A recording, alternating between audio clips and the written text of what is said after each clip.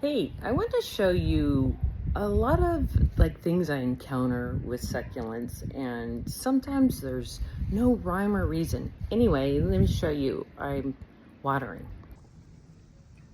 Everything's going great with my succulent wall. Things are growing in nicely, and they don't really show signs of stress, and it's making me happy. Even these string of pearls, I planted them low so they wouldn't get a whole lot of sun. They look a little yellow in the beginning, but those are actually string of tears.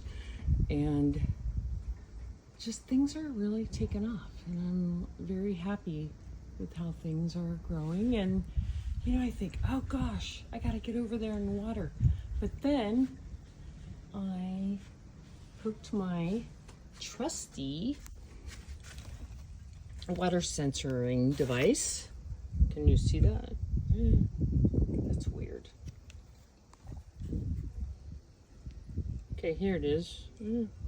Anyway, it's a water sensoring device that I use almost all the time when I'm watering succulents, because they look like they can be dry.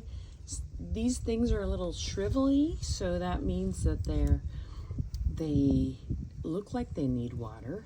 But I did plant a lot of these things as cuttings, so then they can't take up much water. But anyway, look, it's entirely moist. You can see that. It's hard to focus. And that is where you want it to be. You don't want it to be too, if it's dry, anywhere in the red, make sure you water, and then you can soak it. Get them good and wet, and hopefully the soil will drain and you have proper succulent and cactus soil. I put this moss on the top to hold everything in, because we're in this marine environment here, and I just don't know if the wind's gonna whip and take everything out, so this is what I did. But everything's an experiment, right? But this one is moist. This one, this is the one that I encountered that was dry. But then, I did put a little water. Oh, now it's wet.